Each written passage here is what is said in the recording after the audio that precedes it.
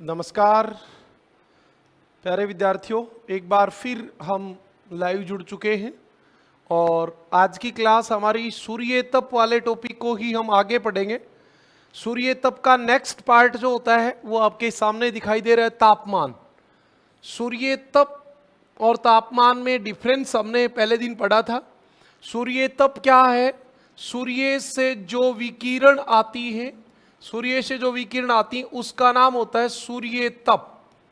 और जब ये उष्मा पृथ्वी के धरातल पर आती है, पार्थिव विकिरणें वापिस छोड़ती हैं, तो इससे हमारा वायुमंडल गर्म होता है।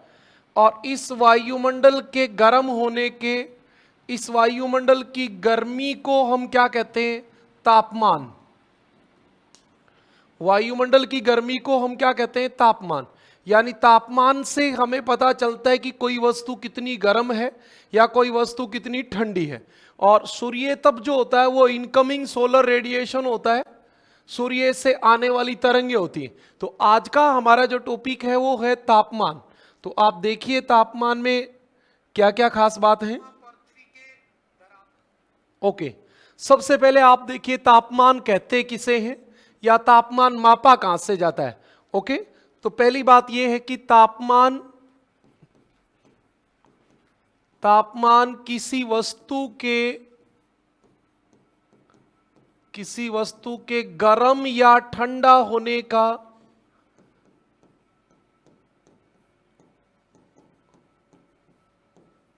परिचायक है। परिचायक है यानी कि कोई वस्तु कितनी गर्म है या ठंडी है, यह हमें पता चलेगा तापमान से। ओके, अब एक सवाल उत्पन्न होता है, जैसे छोटी छोटी बातें एग्जाम में बहुत शानदार तरीके से पूछ ली जाती हैं। जैसे आपसे पूछ लीजिए किसी स्थान का तापमान अंकित किया जाता है धरातल के निकट वायु के तापमान से, धरातल से 1 मीटर ऊपर वायु के तापमान से, धरातल से 3 मीटर ऊपर वायु के तापमान से और धरातल के तापमान से। तो आपको बताना होता है कि तापमान अंकित कहां से किया जाता है, तापमान नोट कहां से किया जाता है। तो आप बताइए तापमान कहां से अंकित किया जाता है। तो एक बात आपको पता होनी चाहिए, ये क्या है? धरातल। धरातल है ये। एक्चुअली धरातल से 1 मीटर ऊपर, 1 मीटर यानी लगभग 3 फीट। ऐसा नहीं होता है मीटर अलग इकाई है, फीट अलग इकाई है, फिर भी हम सामान्यतः इनको बता देते हैं। 1 मीटर ऊपर जो वायु है, जो वायु के अणु हैं, 1 मीटर ऊपर जो वायु का अणु है, उस अणु का तापमान जो होता है वो क्या होता है? वो तापमान किसी स्थान का तापमान होता है, किसी स्थान का तापमान होता है। एक बात। दूसरी बात आपको और ध्यान रखनी होती है कि ऐसे तापमान नहीं होता, तापमान की मानक दशाएं होती हैं। यानी कहने का मतलब यह है कि यदि आपको किसी स्थान का अधिकतम तापमान ज्ञात करना है तो आप 2 बजे, दोपहर 2 बजे धरातल से 1 मीटर ऊपर वायु का तापमान मापोगे। और जो 2 बजे धरातल से 1 मीटर ऊपर वायु का तापमान होगा वो उस स्थान का अधिकतम तापमान होगा।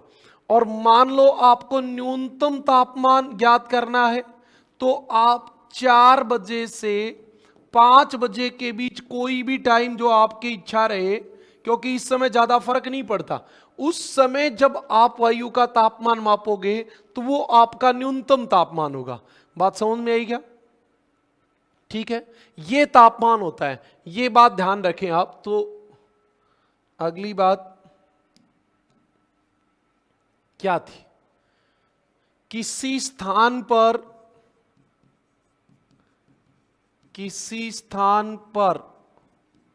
मानक अवस्था में धरातल से 1 मीटर ऊपर वायु के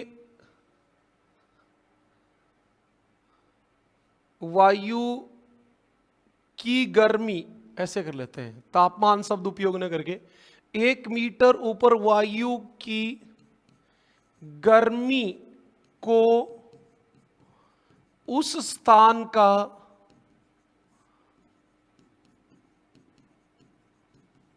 तापमान कहते हैं।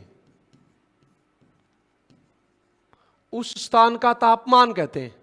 बात समझ में ही, तापमान क्या होता है। अगली बात, धरातल पर तापमान का क्षैतिज वितरण, समताप रेखा, इनको इंग्लिश में क्या कहते हैं, आइसोथर्म।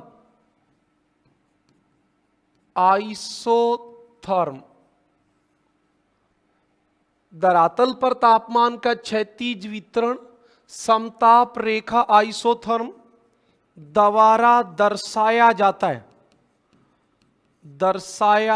है। आप लोग ज्योग्राफी पढ़ रहे हो तो ये आपको बताने की आवश्यकता नहीं है। आइसो का मतलब होता है एक समान, थर्म मतलब थर्मामीटर टेम्परेचर, समान ताप, समान तापमान को मिलाने वाली रेखा समताप, समान दाब को मिलाने वाली रेखा समदाब, समान वर्षा वाले स्थानों को मिलाने वाली रेखा समवर्षा। तो ये तो सब जगह यही वर्ड आने होते हैं। ओके, अगली बात, यदि हम तापमान की बात करें तो धरातल पर भूमध्य रेखा से किधर से, भूमध्य रेखा से ध्रुवों की ओर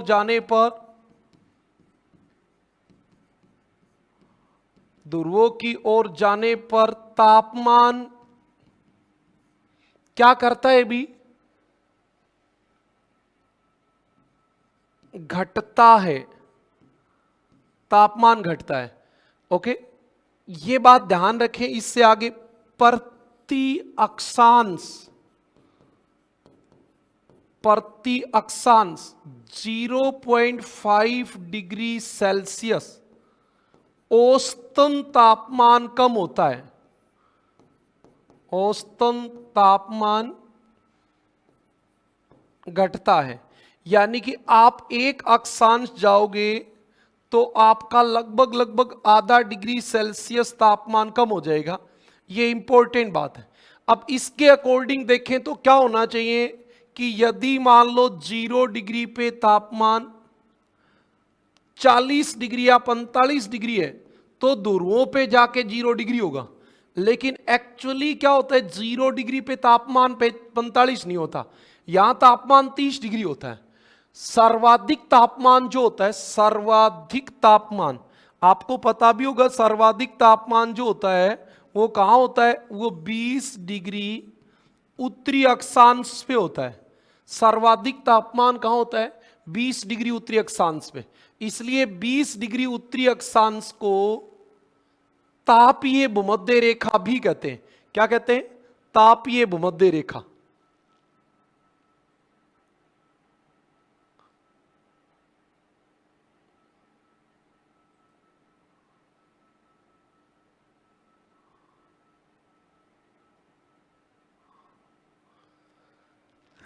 इतनी बातें समझ में आ गई। यहां तक तो कुछ था ही नहीं, 2 ही बातें काम की थी जो आपको नोट करनी थी। एक तो ये वाली कि तापमान मापा कहां से जाता है, धरातल से 1 मीटर ऊपर वायु के तापमान को किसी स्थान का तापमान कहते हैं। ओके, एक ये वाली बात और लिख देता हूं, ये काम की बात है। छोटी छोटी बातें एग्जाम में गड़बड़ कर देती हैं। हाँ, अधिकतम तापमान, अब आपको लगे कि पूरे दिन तापमान देखते रहते हैं कि कब अधिकतम तापमान है, नहीं, ऐसे नहीं होता। अधिकतम तापमान दोपहर 2 बजे अंकित किया जाता है, नोट किया जाता है। मान लो किसी स्थान पे तापमान 2 बजे कम भी है तो वही माना जाएगा। आपने कई बार देखा होगा कि हमारे धरातल पे बर्फ जम जाती है शीतकाल में, लेकिन तापमान वही 4 डिग्री 5 डिग्री 4 डिग्री 5 डिग्री अंकित किया जाता है। आपने गांव में बूढ़े लोगों से सुना भी होगा कि भाई जब वो उठे तब तो बर्फ नहीं जमी थी, बाद में जम गई। 4 से 5 बजे तक बर्फ नहीं जमी, 6 बजे जम गई बर्फ, तो 6 बजे तापमान और कम हो गया। अब 6 बजे तापमान कम हो गया तो वो 6 बजे वाला तापमान न्यूनतम तापमान नहीं कहलाएगा। वो 6 बजे वाला तापमान न्यूनतम तापमान नहीं कहलाएगा। न्यूनतम तापमान वही कहलाएगा जो 4 से 5 बजे के बीच था। तो ये मानक दशाएं होती हैं। क्या होती हैं? मानक दशाएं। अधिकतम तापमान कब अंकित किया जाता है? 2 बजे। और न्यूनतम तापमान सुबह 4 से 5 बजे के बीच अंकित किया जाता है।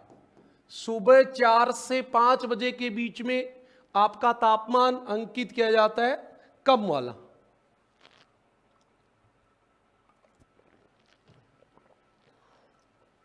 ओके, अब आप अगले पॉइंट पे आ जाओ। और अगला पॉइंट हमारा है पहले वायुमंडल का गर्म होना। क्योंकि हमने कहा कि भाई वायुमंडल की वायु का जो तापमान होता है वो किसी स्थान का तापमान होता है, तो फिर हमें ये तो पता होना चाहिए ना वायुमंडल की वायु गर्म कैसे होती है। तो वायुमंडल की वायु गर्म कैसे होती है, वही बात हम करेंगे। वायुमंडल का गर्म होना, सबसे पहला सीधा सौर विकिरणों से इसमें क्या होता है, छोटी छोटी बातों को आपको ध्यान रखना है। पहले से आपने पृथ्वी का उष्मा बजट पढ़ा भी है। ये सूर्य है, इस सूर्य से लगातार रेडिएशन आ रही है, और ये जो तरंग है ये लघु तरंग के रूप में आ रही है, लघु तरंग के रूप में। अब इसका बहुत ज्यादा भाग वायुमंडल अवशोषित नहीं कर पाता, क्योंकि ये लघु तरंग है। हमारा वायुमंडल क्या होता है? वायु के अणु होते हैं। अब ये वाली जो तरंग होती है, विकिरण होती है, ये विकिरण कैसे आती है? ये तो ऐसे आती है। तो ये बहुत कम अणुओं से टकरा पाती है और सीधी धरातल पे आ जाती है। ओके, इसलिए जो सूर्य से विकिरण आती है उसका बहुत कम भाग वायुमंडल अवशोषित कर पाता है, अवशोषित। और अवशोषित करेगा तभी गर्म होगा। आप पीछे की वीडियो में देख सकते हो, हमने अवशोषण बताया था, अवशोषण, परावर्तन, परकीर्णन, ये सब बातें हमने की थी, तो आपको पता रहना चाहिए। ओके, ये हमारा वायुमंडल है। आपको याद होगा कि सूर्य से जो प्रकाश आया, सौर विकिरण, उसको हम 100% मान लें तो 35 इकाई जो थी वो एल्बिडो था। एल्बिडो 35 इकाई क्या था? एल्बिडो। इस 35 इकाई को हमारी पृथ्वी ने और पृथ्वी के वायुमंडल ने बिना काम में लिए वापिस लौटा दिया था। अब हमारे पास जो बचा था वो 65 बचा था, आपको याद हो तो। और इस 65 में से आपने ध्यान किया हो पृथ्वी के उष्मा बजट में, तो आपने कहा 14 इकाई वायुमंडल अपने पास रख लेता है। अपने पास रखेगा तो उससे गर्म होगा। और फिर आपके बचा कितना था सूर्य का प्रकाश? 51 इकाई। 51 में आपका 34 डायरेक्ट आ गया था और 17 जो था वो इनडायरेक्ट आ गया था। अब हम बात कर रहे हैं केवल इस 14 इकाई की।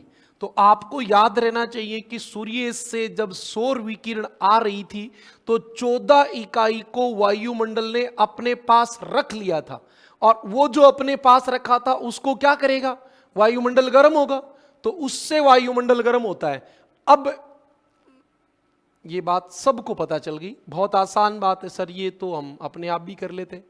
बेटा अब आप बताओ, मान लो क्वेश्चन आ जाए सूर्य से आने वाली सौर विकिरण से वायुमंडल बहुत कम गर्म होता है। ठीक बात है, कथन वाली बात आ गई या जो भी बात आ गई, आपको ये सही गलत बतानी है तो ये सही है। अब दूसरा आ गया कि सौर विकिरण से वायुमंडल का ऊपरी भाग गर्म होता है या निचला भाग गर्म होता है या कौन सा भाग गर्म होता है, आप ये बताओ मुझे। अब ये काम की बात है। तो आपको एक बात का पता होना चाहिए। क्या बात पता होना चाहिए? कि जो ये 14 इकाई वायुमंडल अपने पास रखता है, इसका 50% भाग धरातल से 2 किलोमीटर की ऊंचाई तक ही प्राप्त करता है। मतलब सूर्य से आने वाले प्रकाश का भी अधिकांश भाग वायुमंडल धरातल के नजदीक का वायुमंडल जो है वो अवशोषित करता है। इसके पीछे रीजन है, इसके पीछे रीजन ये है कि धरातल के पास वायुमंडल सघन होता है, अणु पास पास होते हैं, और जो जो आप धरातल से ऊपर जाते जाओगे अणु विरल होते जाएंगे। इसलिए सूर्य तप का जो अधिकांश भाग अवशोषण करता है वायुमंडल, वो धरातल के नजदीक करता है। ये काम की बात थी आपके लिए। ओके, ये आपकी हर रोज क्लास जो लाइव होती है, इसका नोटिस रहता है आपकी क्लास आने से पहले आपके ऐप पे, और आप उसमें देख लिया करो कल कितने बजे क्लास है। हर रोज फिक्स टाइम क्लास होती है। आप कोशिश किया करो लाइव क्लास लें। लाइव क्लास आप ज़्यादा बच्चे जुड़ोगे तो मैं उसमें आपको क्वेश्चन आंसर साथ साथ कराता चलूंगा, प्रैक्टिस हो जाएगी साथ साथ। भूगोल में कोई भी बात केवल पढ़ने से कुछ नहीं होता, उसको अप्लाई करने से होता है, और अप्लाई आप तभी कर पाओगे जब आप लाइव क्लास ज्वाइन करोगे। अब आप बाद में रिकॉर्डेड क्लास देखते हो तो उसका उतना फायदा नहीं मिल पाता। ओके, सीधा सौर विकिरण से, सूर्य से आने वाली सौर विकिरण का 14% वायुमंडल अवशोषण कर लेता है, अवशोषण कर लेता है, जिससे वायुमंडल गर्म होता है। धरातल के निकट वायुमंडल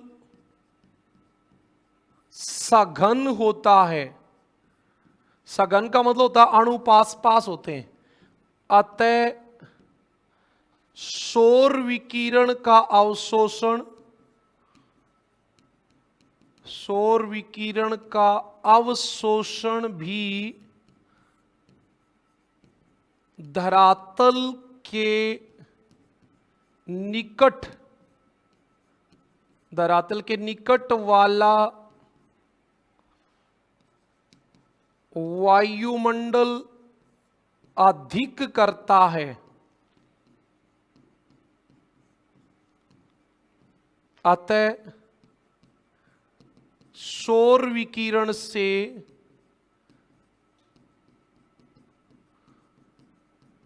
वायुमंडल का निचला भाग गर्म होता है। याद रखना, सौर विकिरण से भी वायुमंडल का निचला भाग गर्म होता है। आपके दिमाग में ये नहीं रहे कि भाई सूर्य तो ऊपर है तो ऊपरी वायुमंडल गर्म होगा। ये बात आपको ध्यान रखनी है, निचला भाग वायुमंडल का गर्म होता है। सौर विकिरण की 7 इकाई सूर्य तप, 7 इकाई सूर्य तप, ये 14 इकाई टोटल ग्रहण करता है, उसमें से 7 इकाई सौर विकिरण की 7 इकाई सूर्य तप धरातल से 2 किलोमीटर की ऊंचाई तक का वायुमंडल ग्रहण करता है, ग्रहण करता है। आप समझ गए, इससे वायुमंडल का निचला भाग गर्म होता है। यही काम की बात थी, यही बात मैंने बार बार रिपीट की है इसमें। इस पॉइंट ऑफ व्यू में यही काम की बात थी। ओके, समझ में आ गई होगी। 2 नंबर, अगले पॉइंट पे चलते हैं हम।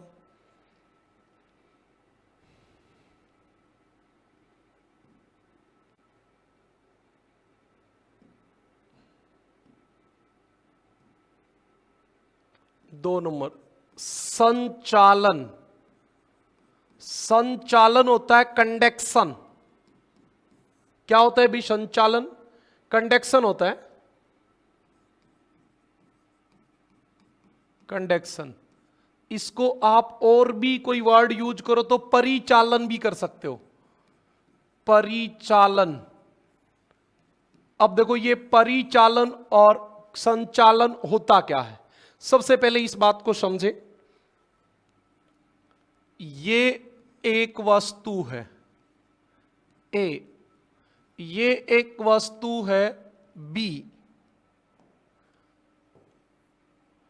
ये आपकी दूसरी वस्तु है बी। ये दोनों आपस में टच है, संपर्क में आ गई। दूर दूर है तो कुछ नहीं होना, संपर्क में आ गई। इसका तापमान है 40 डिग्री सेल्सियस और इसका तापमान है 10 डिग्री सेल्सियस। दोनों, एक गर्म और एक ठंडी, दोनों आपस में टच है। तो आप भी कॉमनली एक बात समझ सकते हो कि गर्म वाली से ऊर्जा ठंडे वाली में ट्रांसफर होगी। बिल्कुल होगी। क्या होगी? गर्म वाली से ऊर्जा ठंडे वाली में ट्रांसफर होगी। ये इसमें से ऊर्जा इसमें आएगी और ये तब तक आएगी जब तक दोनों का तापमान 25-25 डिग्री सेल्सियस नहीं हो जाएगा। यानी दोनों बराबर, दोनों वस्तु का तापमान बराबर नहीं हो जाएगा। इसी का नाम है संचालन, परिचालन, कंडक्शन, इसी का नाम है। अब आप देखो हमारे वायुमंडल में इस बात का क्या मतलब है। ये आपका सूर्य, इस सूर्य से आई सौर विकिरण, इसका केवल 14% वायुमंडल के पास बचा था, बाकी सीधा धरातल के पास आ गया। और अब कौन गर्म होगा? धरातल। अब कौन गर्म होगा? धरातल। और अब क्या होगा? धरातल का तापमान मान लो आप यहां पे 40 डिग्री सेल्सियस हो गया। ये वाला धरातल है, इसका तापमान 40 डिग्री सेल्सियस हो गया। तो आप मुझे एक बात बताओ भाई, जो धरातल के पास वायु है, जो धरातल के पास वायु है, वो वायु इस धरातल के संपर्क में तो है ही। वो वायु इस धरातल के संपर्क में नहीं है क्या? धरातल के संपर्क में तो है। और धरातल के संपर्क में तो ये वायु क्या होगी? गर्म।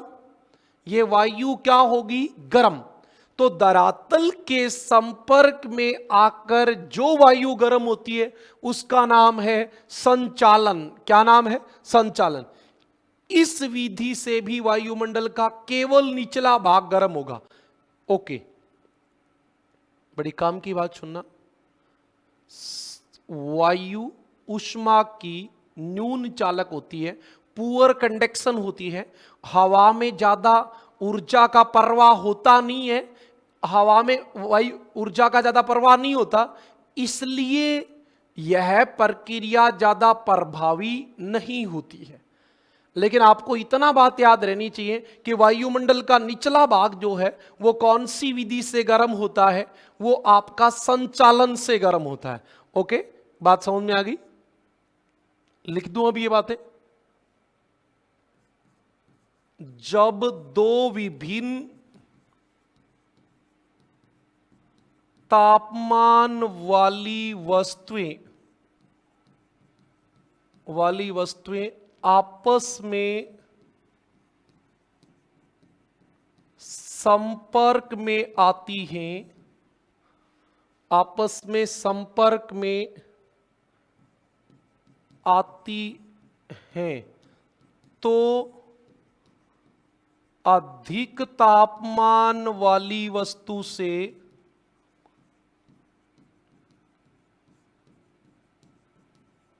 कम तापमान वाली वस्तु की ओर, कम तापमान वाली वस्तु की ओर उष्णता, उष्णता यानी गर्मी, उष्णता तब तक प्रवाहित होती है जब तक कि दोनों का तापमान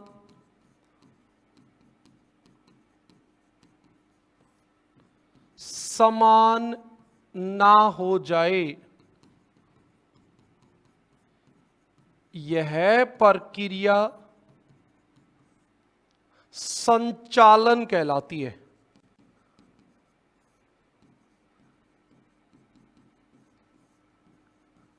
ओके, अब अपनी बात पृथ्वी और वायुमंडल की करते हैं।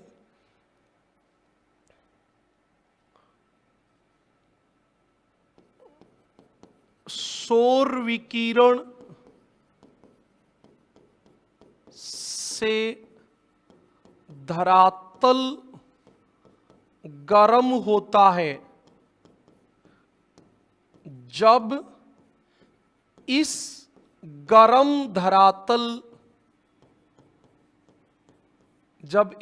धरातल के वायु संपर्क में आती है, वायु संपर्क में आती है तो वायु गर्म होती है, वायु गर्म होती है। ओके,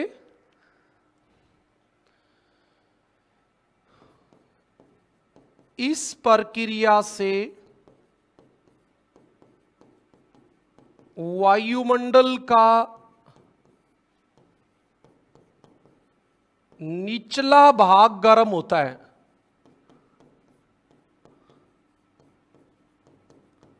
इस प्रक्रिया से वायुमंडल का निचला भाग गर्म होता है। एक बात आपको और पता होनी चाहिए, हवा उष्मा की न्यून चालक होती है, पुअर कंडक्शन, न्यून चालक होती है। अतः यह प्रक्रिया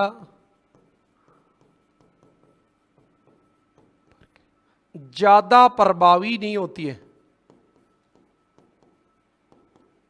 ज्यादा प्रभावी नहीं होती है। अतः यह प्रक्रिया ज्यादा प्रभावी नहीं होती है भी, ये इसकी एक खास बात है। बात समझ में आई? कोई दिक्कत वाली बात नहीं। अब कई बच्चों के दिमाग में कि सर ये हवा गर्म हो जाएगी तब, भाई जब हवा गर्म हो जाएगी तो ये हवा ऊपर उठना शुरू कर देगी, ये हवा ऊपर उठना शुरू कर देगी। और बेटा इस हवा के ऊपर उठने का नाम क्या होगा? संवहन, संवहन क्रिया।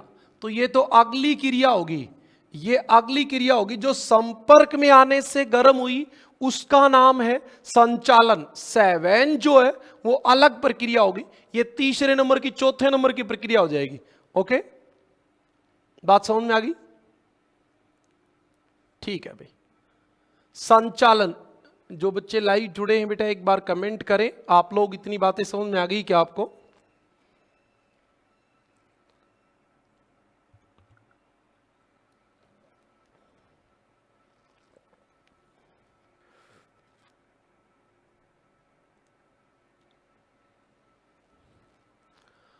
अब हम बात करेंगे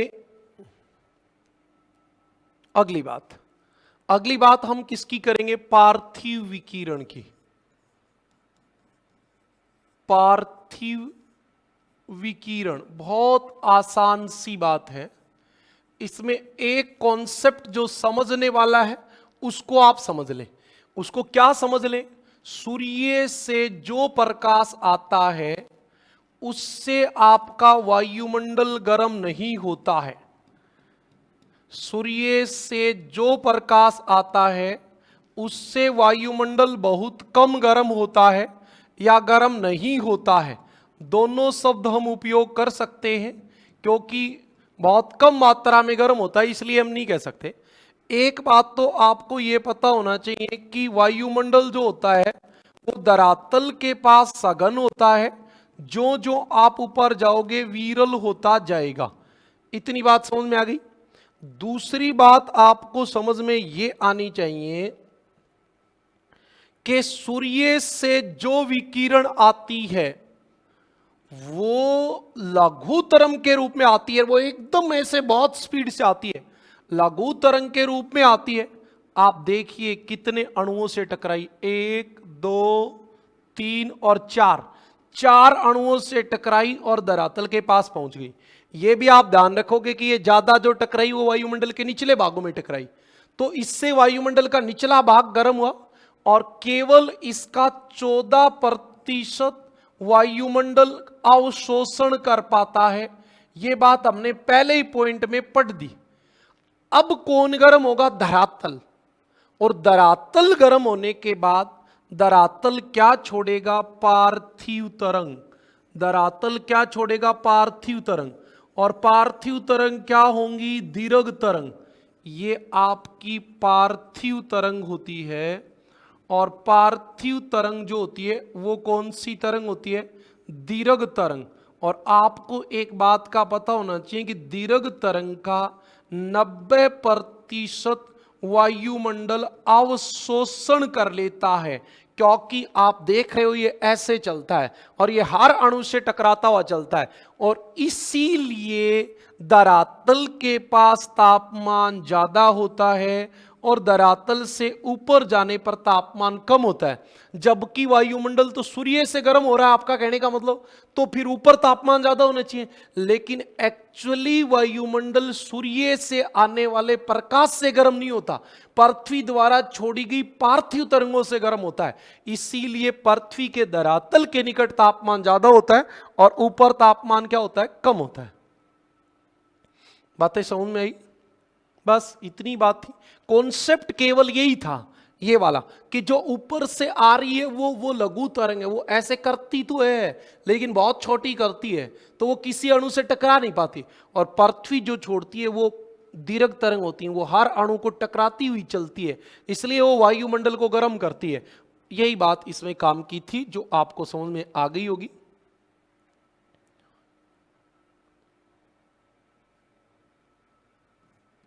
पृथ्वी की सतह से, पृथ्वी की सतह से यानी पृथ्वी द्वारा, पृथ्वी की सतह से वायुमंडल में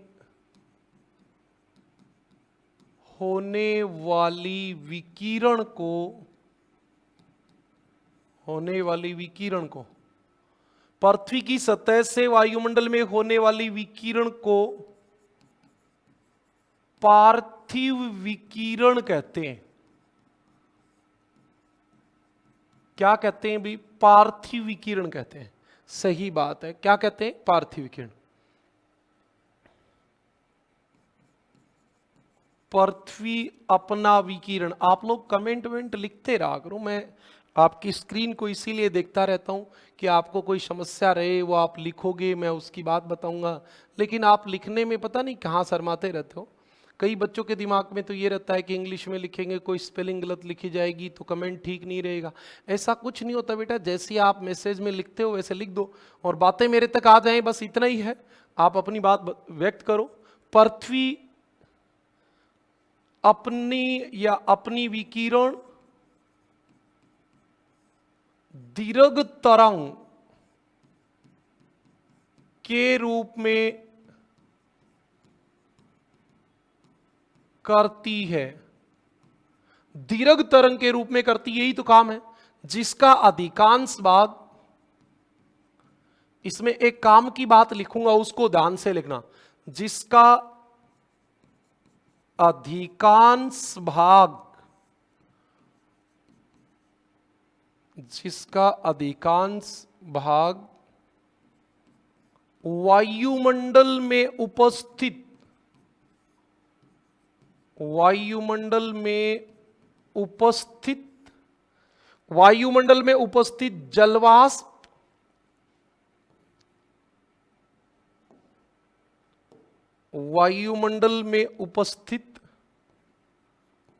जलवाष्प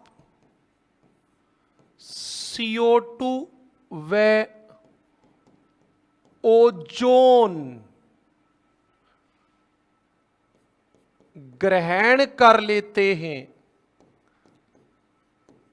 यहां एक काम की बात सबसे इंपॉर्टेंट ये वाली है, याद रखना पार्थिव विकिरण के अधिकांश भाग को अवशोषित करने का काम जलवाष्प करता है।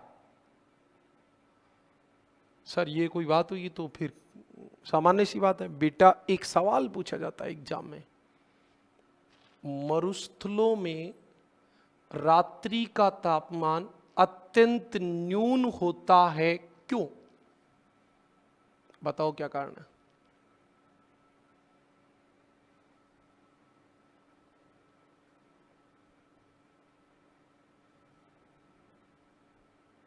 सही बात है भाई, ये बात तो सही है कविता जी, आपकी बात एकदम सही है। 10 मंजिल तक आप ऊपर जाओगे तो तापमान कम होता है। अब आप बिल्डिंग के अंदर टेम्परेचर ज्यादा होता है तो वो तो बाहर आपके ग्लास लगे हुए हैं उस वजह से होता है, लेकिन धरातल के निकट जो वायु होती है वो गर्म होती है, और 10 मंजिल ऊपर जो वायु आएगी वो ठंडी आएगी। आप 10 मंजिल को छोड़िए, जब एकदम बहुत खतरनाक गर्मी पड़ रही होती है तो आप लोगों को पैरों को ज्यादा गर्मी लगेगी, हाथों को कम लगेगी, मुंह को और कम लगेगी, क्योंकि धरातल के निकट की वायु बहुत ज्यादा गर्म होती है और ऊपर 2-3 फीट ऊपर और कम गर्म होती है, और मुंह के पास जाके और कम होती है। गर्मियों में राजस्थान के मरुस्थल में बालू के टीले के ऊपर आप पापड़ रख दो वो सिक जाती है, उसका तापमान 80 से 90 डिग्री सेल्सियस होता है मिट्टी का। लेकिन क्या हवा का तापमान 80 डिग्री होता है ना? हवा का कम होता है, और ऊपर जाओगे तो और कम होता है, और ऊपर जाओगे तो और ऊपर कम होता है। इसीलिए जब आप बहुत ऊपर जाओगे, जैसे मान लो माउंट एवरेस्ट पे चले गए, माउंट एवरेस्ट पे, तो वहां तापमान, वायु का तापमान -40 डिग्री सेल्सियस आपको मिलेगा, -50 डिग्री मिलेगा। क्यों? क्योंकि आवाज जितनी गर्म होती है वो सब नीचे हो रही है, ऊपर हो ही नहीं रही। बिल्कुल सही बात है भाई। हाँ, मैं बात क्या बता रहा था उस पे आ जाओ, जलवाष्प वाली पे। तो आपसे सवाल पूछा गया कि मरुस्थलों में शीतकालीन या ग्रीष्मकालीन कोई भी रात का तापमान बहुत कम हो जाता है, क्यों? तो आपको उत्तर बताने, क्योंकि मरुस्थल के वायुमंडल में जलवाष्प का अभाव होता है, और जलवाष्प पृथ्वी द्वारा छोड़ी गई पार्थिव विकिरणों को अवशोषित करता है। आप लोग एक बात देखो, शीतकाल में जिस खेत में सिंचाई कर दी जाती है उस खेत में तापमान कम नहीं होता, पाला नहीं जमता। क्यों नहीं जमता? उसका रीजन यही है। एक और रीजन भी है, लेकिन यह भी एक रीजन है, वो आगे अगले पॉइंट में ही आपको क्लियर कर दूंगा। तो यह बात आपको पता होनी चाहिए मरुस्थल वाली। ओके, लिख भी दूंगा, कोई बात नहीं है। हाँ, ये बात लिख भी देंगे, जलवाष्प वाली भी। ओके, अगली बात पे चले, लिखें फिर इस बात को ग्रहण कर लेते हैं। जिससे वायुमंडल गर्म होता है, जिससे वायुमंडल गर्म होता है। ठीक है जी, नोट लिख के ये बात लिख देते हैं। रेगिस्तान या मरुस्थली भागों में वायुमंडल में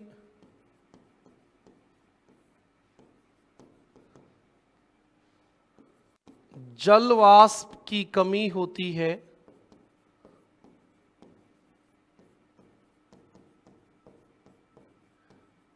इसीलिए मरुस्थलों में रात्रि का तापमान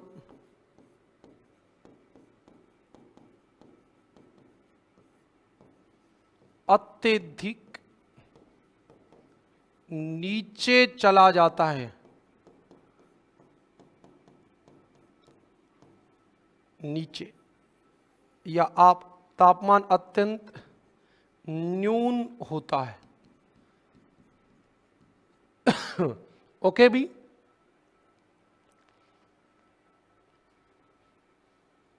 एक बात और भी बता देनी चाहिए, मिट्टी जल्दी गर्म होती है, जल्दी ठंडी होती है। हाँ, मिट्टी जल्दी गर्म होती है, जल्दी ठंडी होती। क्यों? जल्दी गर्म तो ये होती कि सीधी आके सूर्य का प्रकाश मिट्टी से टकराता है, तो गर्म जल्दी होगी। जो गर्म होगी पार्थिव विकिरण छोड़ना शुरू कर देती है, तो ठंडी भी हो जाती है। बिल्कुल, गर्म भी जल्दी होगी और ठंडी भी जल्दी होगी। ओके भी। अब तुम्हें एक बात और याद है क्या? मैंने एक बात बताई थी कब? वायुमंडल की संगठन और संरचना में जल वाष्प यानी बादल सूर्य से आने वाले प्रकाश को आने भी कम देते हैं, यानी कि उसको भी अवशोषित भी करते हैं, परावर्तित भी करते हैं।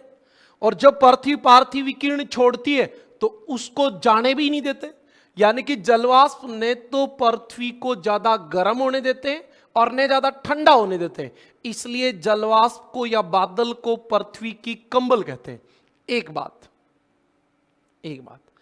दूसरी बात, आपको एक बात और याद रखनी होती है। क्या रखनी होती है? कि जैसे आप ऊंचे पर्वतों पे जाओगे, तो वहां क्या होगा? सूर्य से आने वाला प्रकाश ज्यादा आएगा। ओके? और धरातल गर्म होगा और धरातल पार्थिव विकिरण से जल्दी वापिस छोड़ देगा। क्यों? वहां जलवाष्प है नहीं। ऊंचे धरातल से ऊपर की ओर जाने पर जलवाष्प वायुमंडल में कम हो जाता है और इसलिए वहां जलवाष्प नहीं है। तो जितना पर्वत छोड़ेगा पार्थिव विकिरणों से, तो पार्थिव विकिरण जल्दी बाहर चली जाएंगी और हमारा धरातल या पृथ्वी ठंडी होगी। और इसीलिए ऊंचे पर्वतों को पृथ्वी की विकिरण खिड़की कहते हैं, कि पर्वत जो होते हैं वो ऊपर जल्दी जल्दी पृथ्वी से विकिरण छोड़ के पृथ्वी को ठंडा करने का काम करते हैं। यह बात आपको पता होनी चाहिए। यहां लिख देता हूं नोट। पर्वतों को पृथ्वी की विकिरण खिड़की कहा जाता है।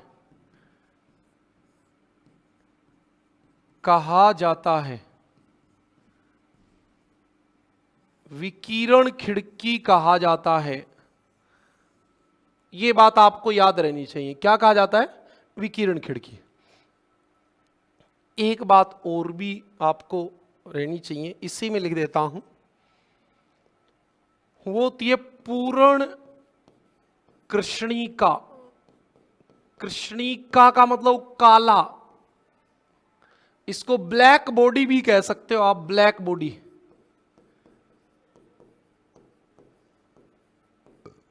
क्या होती है ब्लैक बॉडी? वह वस्तु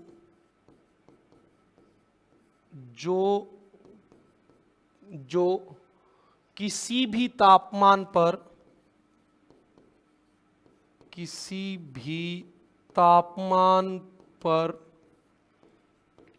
अधिकतम,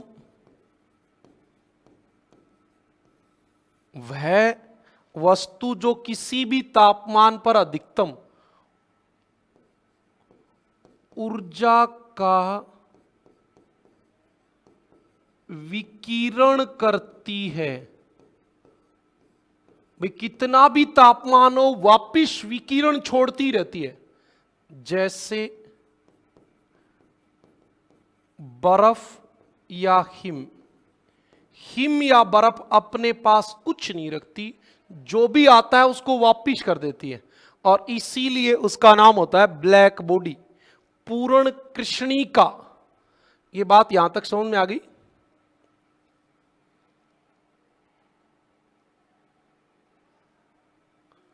ओके। अब मैंने आपको जो इससे पीछे वाले में बताई थी सेवन क्रिया, संचालन के बाद 3 नंबर पे हमने पार्थिव विकिरण ले लिया था, तो 4 नंबर पे अब हम लेंगे सेवन।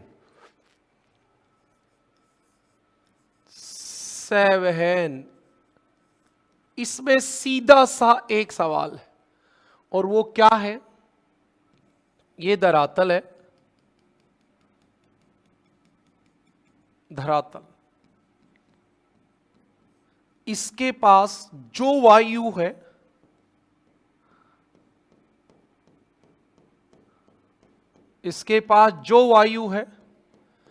जब इस वायु का तापमान 27 डिग्री सेल्सियस से ज्यादा हो जाएगा, जब इस वायु का तापमान 27 डिग्री सेल्सियस से ज्यादा हो जाएगा, तो यह गुरुत्वाकर्षण बल से छुटा के ऊपर चली जाएगी, ये हवा ऊपर उठना शुरू कर देगी, वायु ऊपर उठना शुरू कर देगी, पवन गर्म होके ऊपर चलना शुरू कर देती है, और जब पवन गर्म होके ऊपर उठती है तो पेड़ का पत्ता भी नहीं हिलता है, और इस पवन का नाम होता है संवहनीय पवन।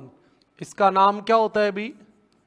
संवहनीय पवन।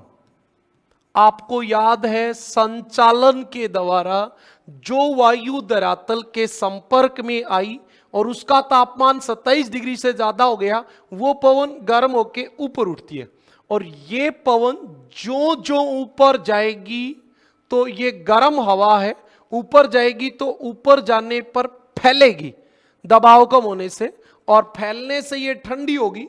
कोई भी चीज जब ठंडी होती है तो वो ऊर्जा छोड़ती है, और उस ऊर्जा से वहां का वायुमंडल गर्म होता है, ठीक है? तो यहां 2 चीजें हो गई, एक तो संवहनीय पवन, और एक ऊपर जाने पर जो हवा फैलने के कारण ऊर्जा छोड़ती है, उसका नाम होता है एडियाबेटिक या रुद्धोष्म ताप परिवर्तन। दोनों बातें बताऊंगा आपके लिए, अभी इतनी काम की बात है। सेवन क्रिया द्वारा धरातल के पास जो हवा गर्म हुई थी वो ऊपर चली गई। मान लो ये हवा यहां इसका तापमान 30 डिग्री सेल्सियस है, और ये ऊपर चली गई 30 डिग्री की हवा, तो यहां वायुमंडल गर्म हुआ कि नहीं हुआ? इस क्रिया का नाम है संवहन।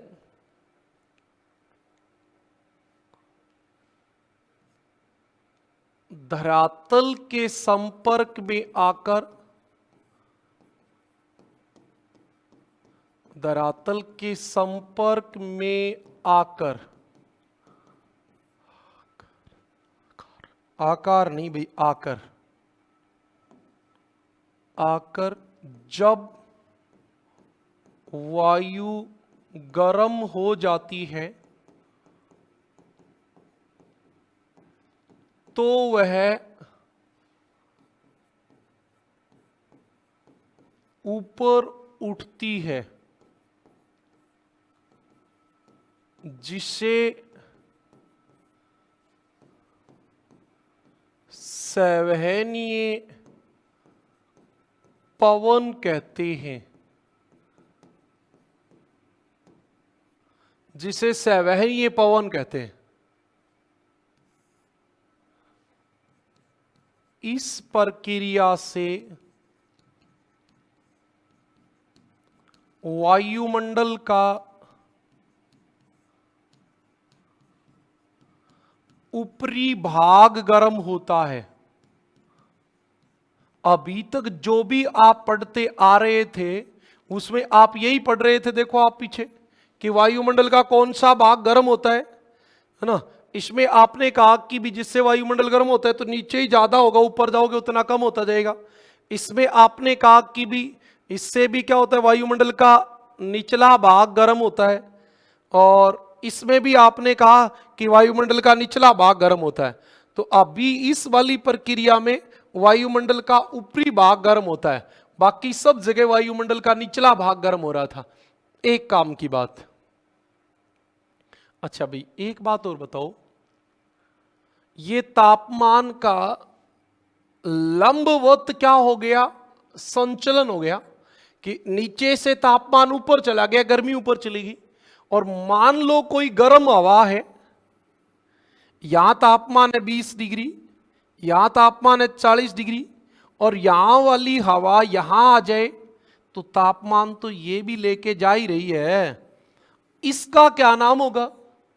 तो बेटा ये काम की बात है, इसका नाम होता है अभिवहन। और आपको याद रखना है, लू जो होती है, लू अभिवहन का सर्वश्रेष्ठ उदाहरण होता है।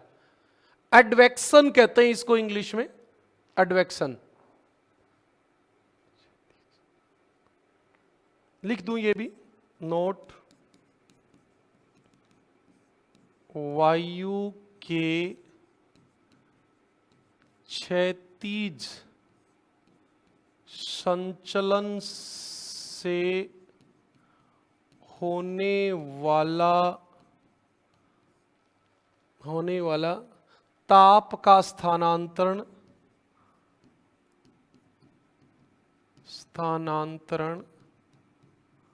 होने वाला ताप का स्थानांतरण अभिवहन कहलाता है। अभिवहन कहलाता है। उदाहरण भी बता दूं भाई, लू अभिवहन का उदाहरण है।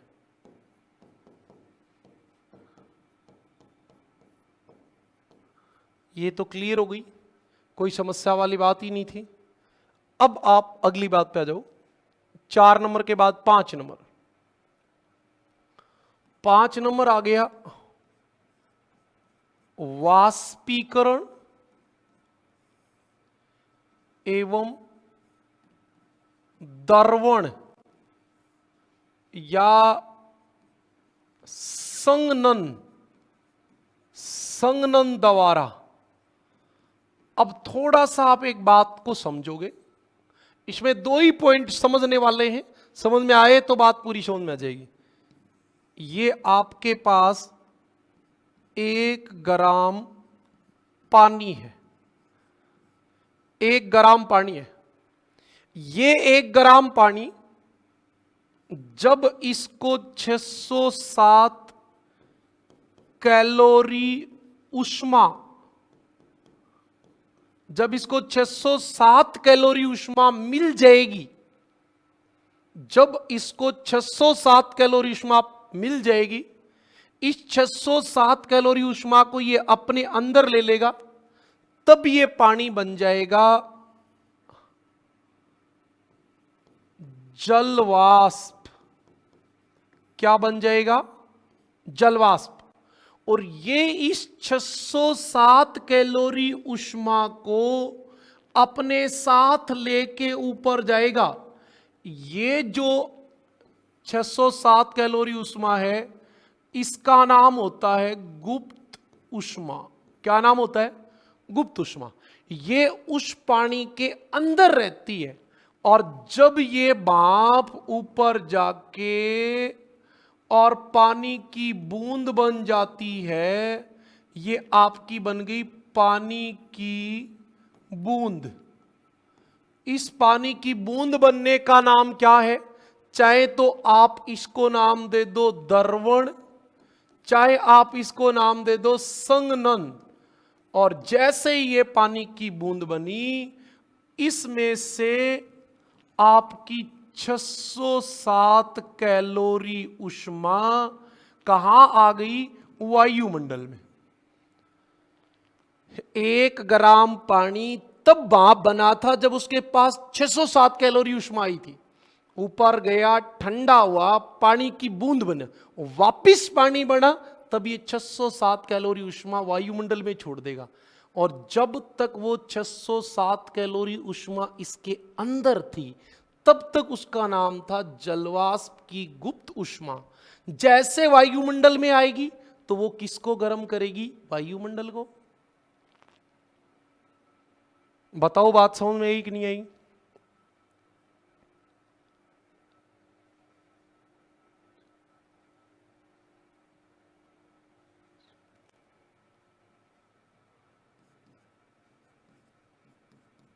वाष्पीकरण में व्यय या खर्च ऊर्जा को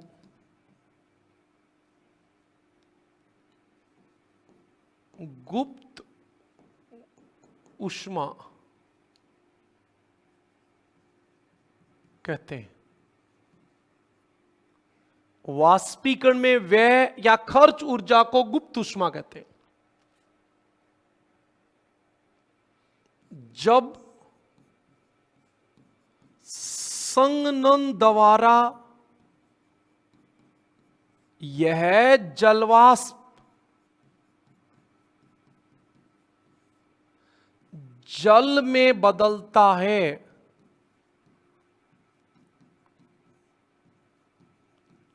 तो यह गुप्त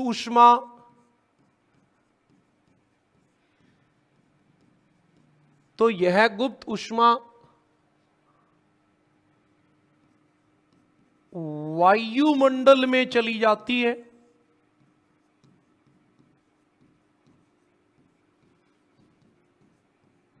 तथा वायुमंडल को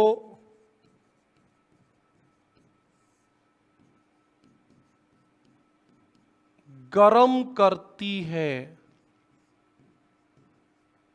वायुमंडल को गर्म करती है।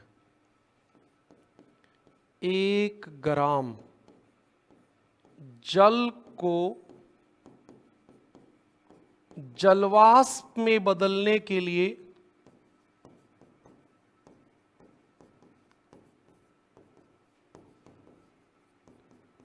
607 कैलोरी ऊष्मा की आवश्यकता होती है।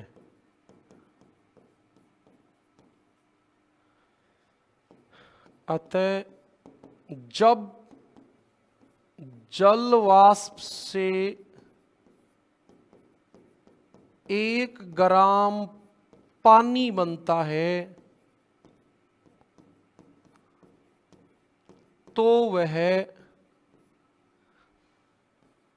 607 कैलोरी ऊष्मा वायुमंडल में छोड़ता है।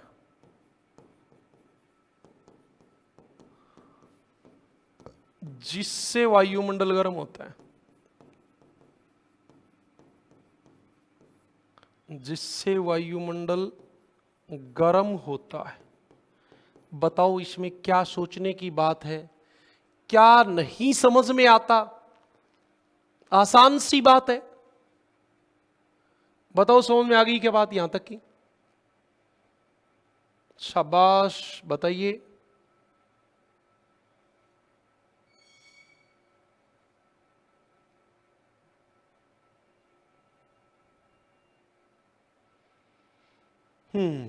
ओके।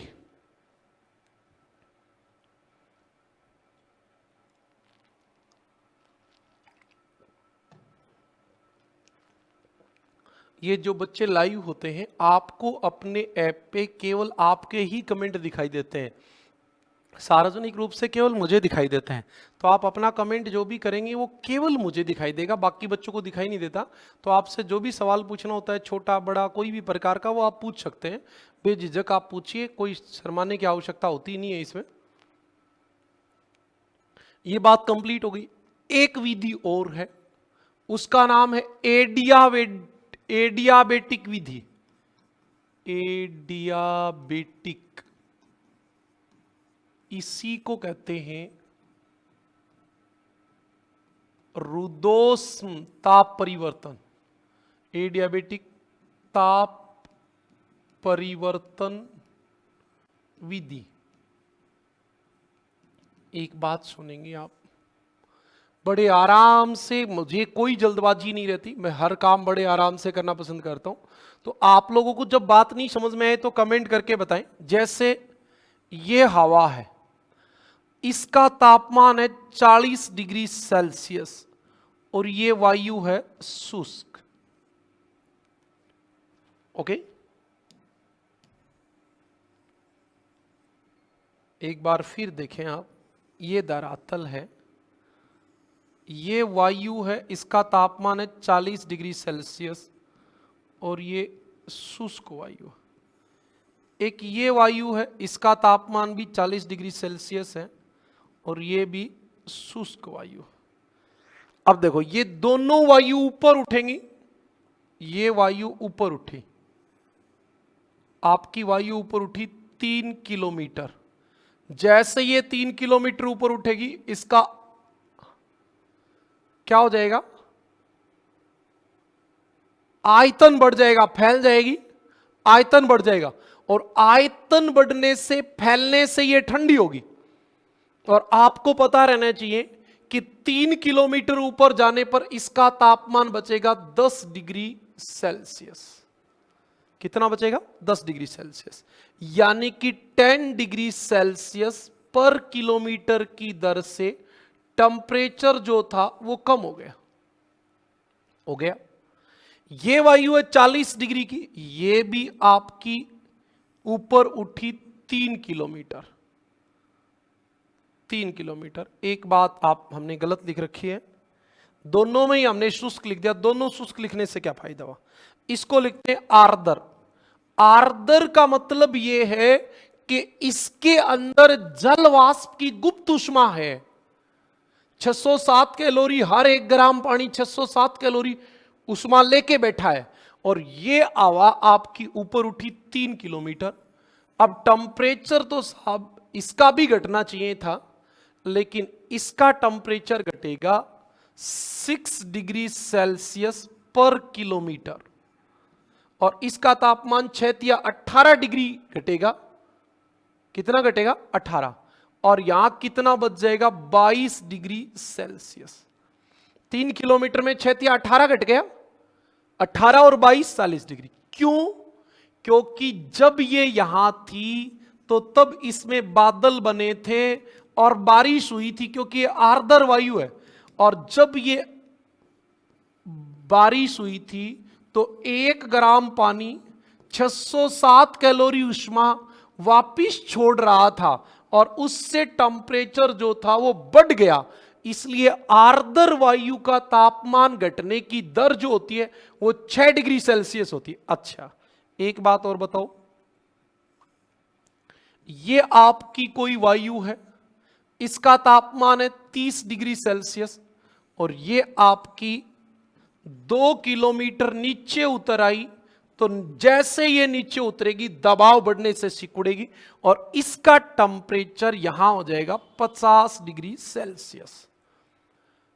एक बात ध्यान से सुनिए क्या आपने, ये हवा ऊपर गई, ये ए हवा थी, इस ए का ही टेम्परेचर 10 बचा है।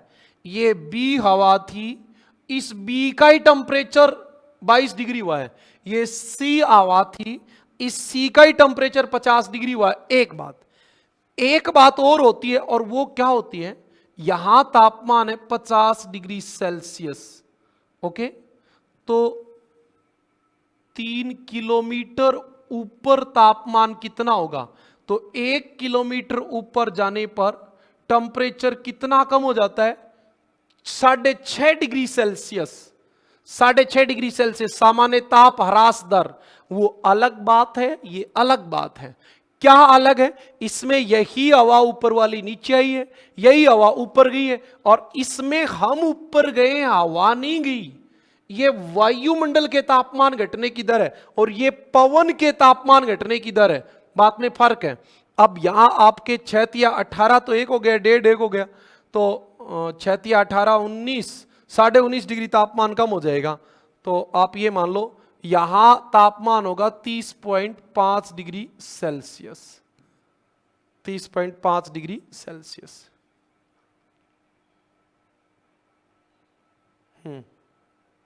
ये यहां 2 किलोमीटर लिखा हुआ है, यदि यहां ये 3 किलोमीटर लिखा होता, भाई 3 किलोमीटर नीचे आ जाती तो ये टेम्परेचर 60 डिग्री सेल्सियस होता।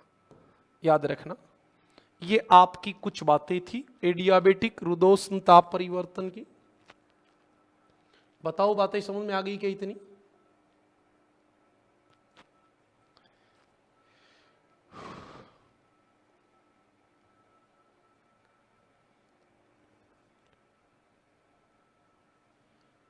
एक निश्चित आयतन एवं तापमान वाली वायु, तापमान वाली वायु क्या करती है?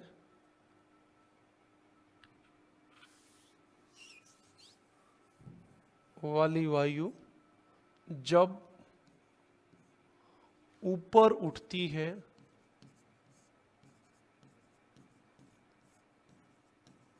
तो दबाव में कमी आने के कारण, दबाव में कमी आने के कारण वायु फैलती है, जिससे ठंडी होती है।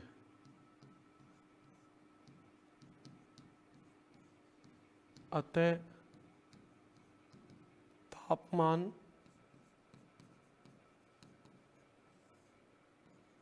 कम होता है या घटता है जब वायु नीचे उतरती है, तो दबाव बढ़ता है। भाई नीचे तो वायु दाब बढ़ेगा तो दबाव बढ़ेगा, बढ़ता है, जिससे वायु सिकुड़ती है और गर्म होती है। नीचे उतरेगी तो तापमान बढ़ेगा और ऊपर जाएगी तो तापमान घटेगा। और इसके दो दर होती हैं, शुष्क, एडियाबेटिक। इस एडियाबेटिक शब्द का मतलब होता है किसी दूसरे के बिना संपर्क में आए तापमान का घटना या बढ़ना। मान लो कोई हवा ठंडी हवा के संपर्क में आ गई तो उसका नाम होता है एरुदोष्म। जब हवा अपना ही तापमान ऊपर जाने पर घटे या नीचे आने पर बढ़े तो उसका नाम होता है एडियाबेटिक। शुष्क एडियाबेटिक दर, शुष्क एडियाबेटिक दर होती है 10 डिग्री सेल्सियस पर किलोमीटर। और आर्द्र एडियाबेटिक, क्योंकि आर्द्र जो पवन होगी वो रास्ते में संघनन हो जाएगा और संघनन से गुप्त उष्मा मिलेगी, और गुप्त उष्मा मिलेगी तो उसका तापमान 10 डिग्री की बजाय 6 डिग्री घटेगा। ये बात आप याद रखें। ओके, ये आपकी बात थी शुष्क एडियाबेटिक और आर्द्र एडियाबेटिक की। ये कंप्लीट हो गई, यहां तक की बात कंप्लीट हो गई। अभी हमें टॉपिक बहुत कुछ और करना है, नहीं तो फिर ये 2-3 दिन बाद और भी कंप्लीट नहीं हो पाएगा। जितना हो पाएगा आज करेंगे। जल्दी से बताओ यहां तक की बात समझ में आ गई तो?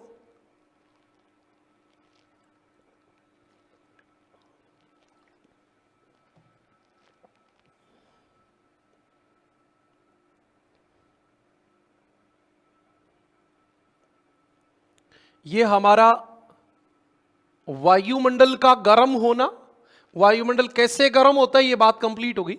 अब हम बात करेंगे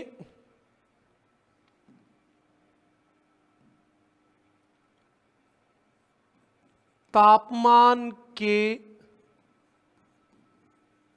वितरण को प्रभावित करने वाले कारक। वितरण को प्रभावित करने वाले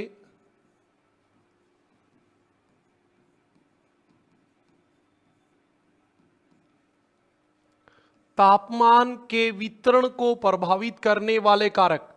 तापमान कहां ज्यादा होगा, कहां कम होगा? सूर्य तप और तापमान में अंतर है। सूर्य तप सूर्य से आता है, उस विकिरण का नाम है। तापमान किसी स्थान के गर्म या ठंडा होने का मान है, ये बात याद रखें आप। तो सबसे पहले तापमान को प्रभावित करेगा अक्षांश। अक्षांश इसी को आप कह सकते हो भूमध्य रेखा से दूरी। थोड़ा सा हम अब की बार इसमें शॉर्ट लिखेंगे बातों को, क्योंकि ए टू जेड बात लिखने में समय बहुत लग जाता है।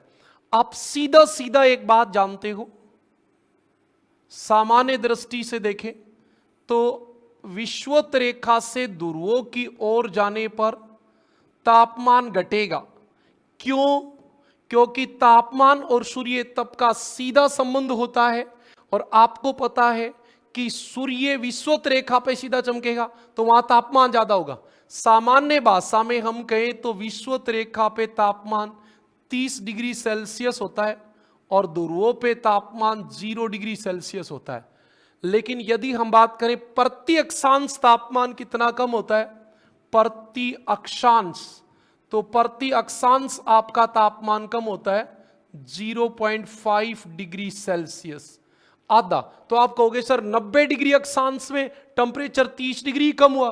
बेटा पहले ये तापमान विषुवत रेखा पे 30 होता है, 20 डिग्री पे 40 तक भी होता है, और फिर घटना शुरू करता है, तो औसतन आधा डिग्री घटता है। एक बात आपको और पता होनी चाहिए, क्या कि 20 डिग्री उत्तरी अक्षांश जो होता है, उस उत्तरी अक्षांश पे सर्वाधिक तापमान पाया जाता है। इसलिए 20 डिग्री उत्तरी अक्षांश का नाम होता है क्या? तापीय विषुवत रेखा। तापीय विषुवत रेखा। बस काम की बात इतनी थी इस बात में, बाकी बातें तुम्हें आती हैं, मैं क्या अलग से बताऊंगा।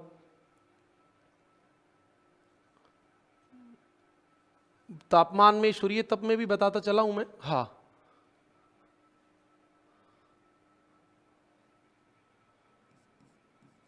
अक्षांशों एवं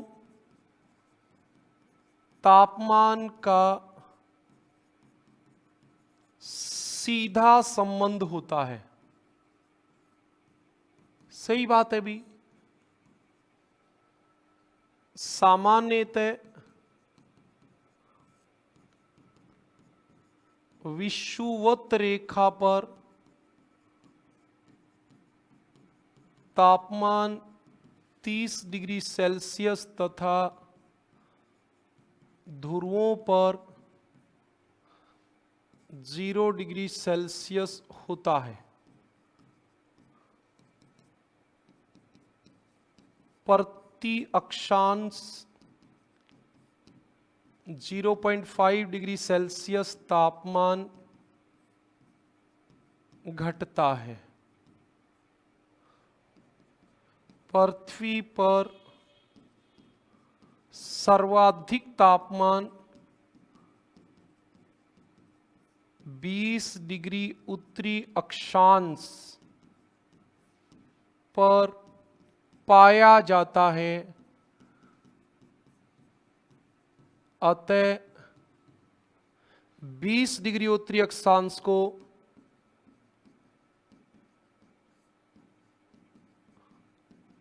तापीय विषुवत रेखा कहते हैं।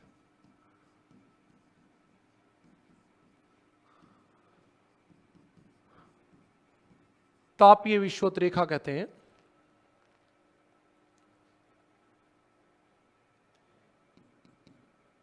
भूमध्य रेखा पर सूर्य सीधा चमकता है, परंतु तापमान सर्वाधिक नहीं पाया जाता है। नहीं पाया जाता, ये बात आपको पता होनी चाहिए,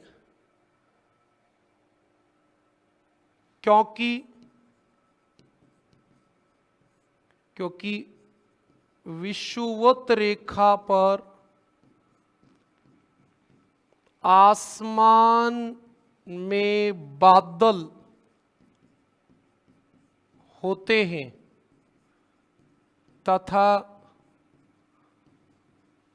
अधिकांश ऊर्जा वाष्पीकरण में खर्च हो जाती है, खर्च हो जाती है।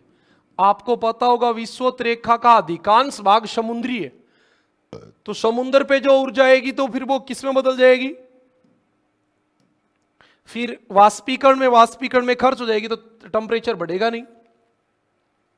जबकि एन वर्ती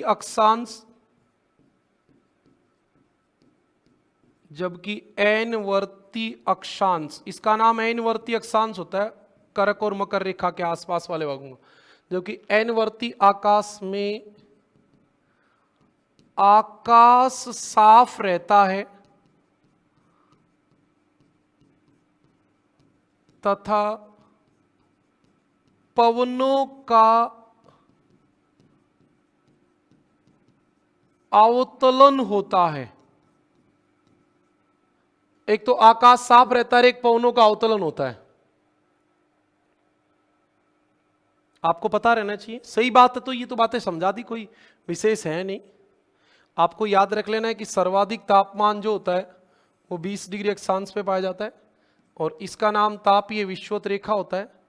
प्रति अक्षांश तापमान कितना घटता है, आधा डिग्री सेल्सियस, बस।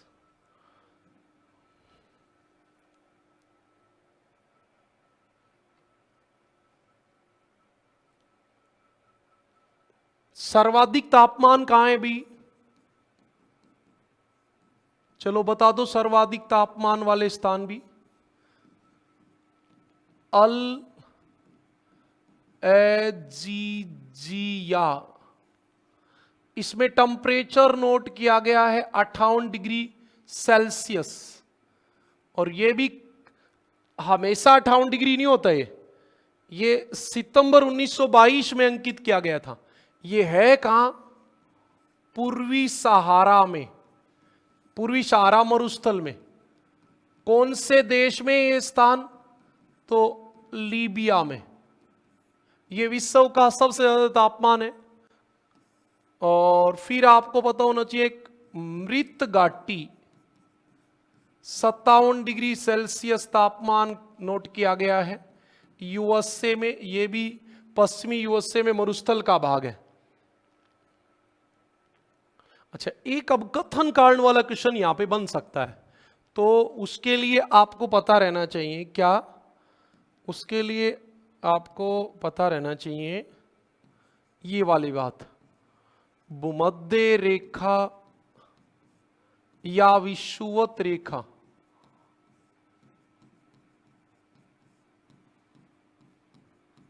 तापमान कम होने का कारण,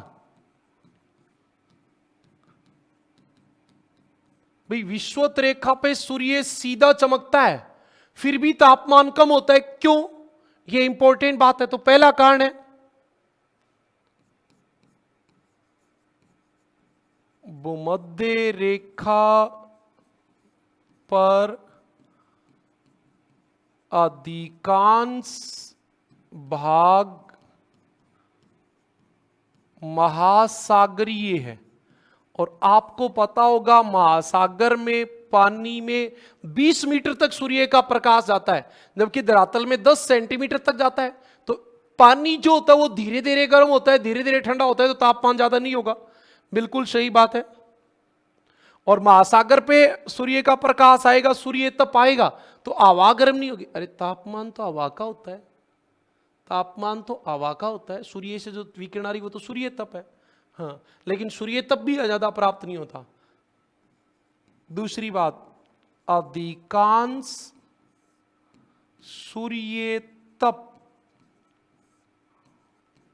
वाष्पीकरण में खर्च हो जाता है।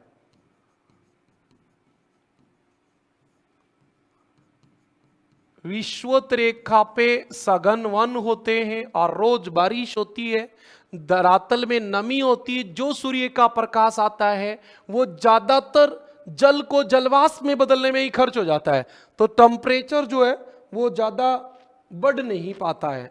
ओके, तीसरी बात,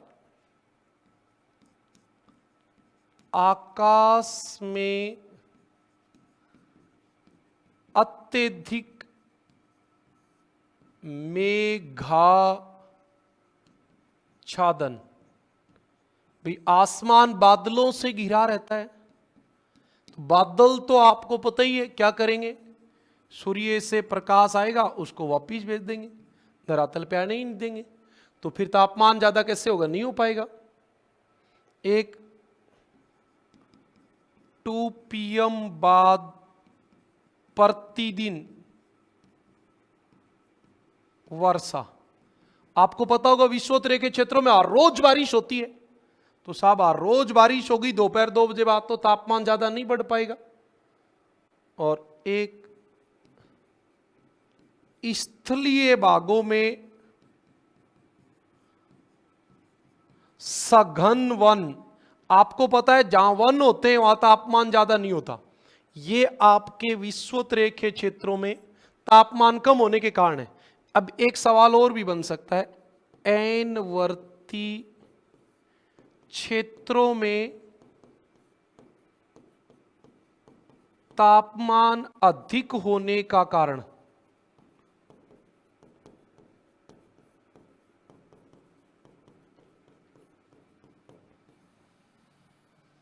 नंबर 1,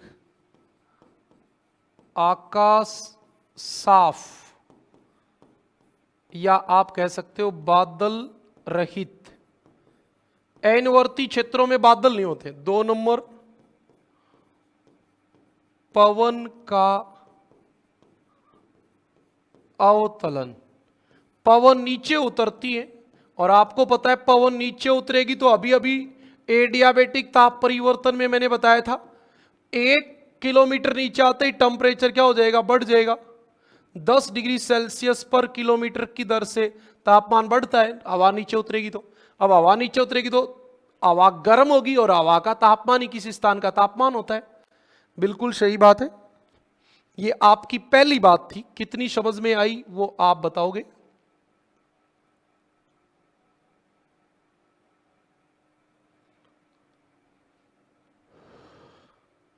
बताओ भाई, मैं पानी पी लेता हूं, तब तक आप बताओ ये बात समझ में आई या नहीं आई।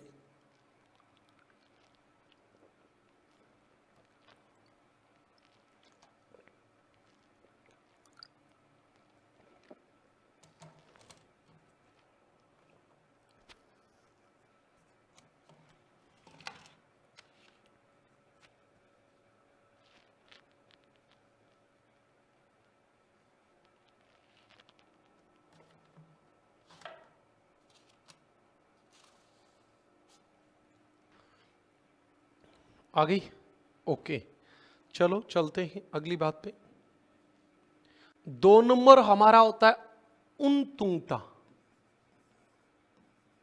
उनतुंगता, ये वर्ड यूज किया जाता है, इसका मतलब होता है समुंदर तल से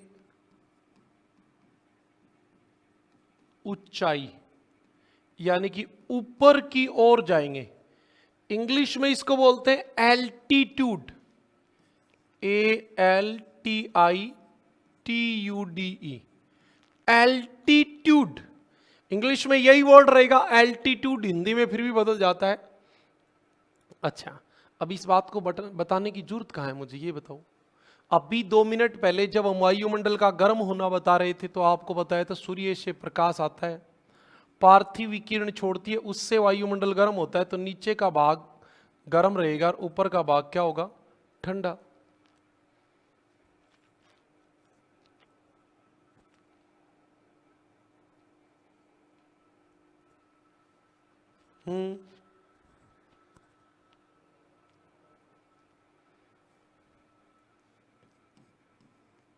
हमारा वायुमंडल पार्थिव विकिरणों से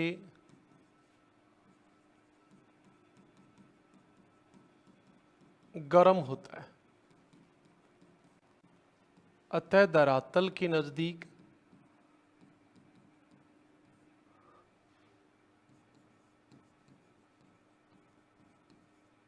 तापमान अधिक,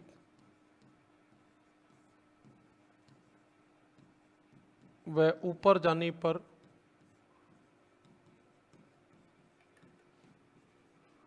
घटता है। कॉमन सेंस की बात है। आपने जितना वायुमंडल के गर्म होने की प्रोसेस पढ़ी वो सब वायुमंडल के निचले भाग को गर्म कर रहे थे, तो ऊपर जाओगे तो तापमान घटेगा ही। सही बात है कि नहीं है? और एक एडियाबेटिक, इसका हिंदी में नाम होता है रुदोष्म। एडियाबेटिक ताप परिवर्तन में भी ऊपर जाने पर तापमान घटता है। तो आपको पता ही ऊपर जाने पर तापमान घटता है, बिल्कुल सही बात है। इसमें क्या किंतु परंतु है? यदि हम देखें धरातल पर तापमान, भाई पृथ्वी के औसत तापमान को ले लें तो धरातल पे तापमान आज के समय 15.5 डिग्री सेल्सियस है। अब आप 1 किलोमीटर ऊपर जाओगे तो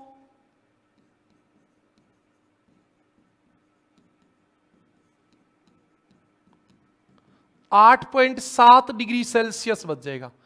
ये यहां 15.2 रहता है, एनसीईआरटी 15.2 मानती है, इसलिए 8.7 है। और आप 5 किलोमीटर ऊपर जाओगे तो आपका तापमान -17.3 डिग्री सेल्सियस हो जाएगा। और भाई और ऊपर 10 किलोमीटर ऊपर जाओगे तो 10 किलोमीटर ऊपर जाओगे तो -49 डिग्री सेल्सियस हो जाएगा, लगभग -49 डिग्री सेल्सियस हो जाएगा। और आपको पता भी होगा 1 किलोमीटर की ऊंचाई में जाने पर तापमान घटेगा 6.5 डिग्री सेल्सियस। 165 मीटर की ऊंचाई में जाने पर तापमान घटेगा 1 डिग्री सेल्सियस। एग्जामिनर होता है, वो ये पूछ ले मान लो कि 1000 फीट ऊपर जाने पर कितना घटेगा। 1000 फीट की ऊंचाई में जाने पर, तो आपको बताना है -3.6 डिग्री फ़ारेनहाइट। ये फिर फ़ारेनहाइट में आएगा, फिट में आएगा तो उधर फ़ारेनहाइट में आएगा, ये भी नियम है। -3.6 डिग्री फ़ारेनहाइट तापमान कम हो जाएगा। ठीक है,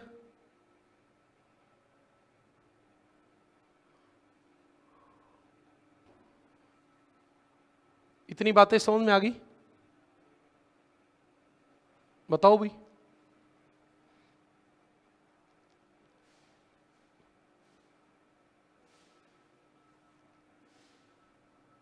एक पॉइंट और करा देते हैं आज के लिए, फिर बहुत रहेगा।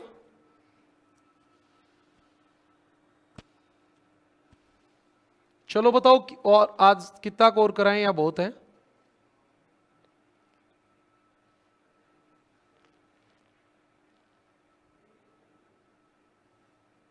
ओके, आज के लिए बहुत है। थैंक यू, फिर मिलेंगे कल।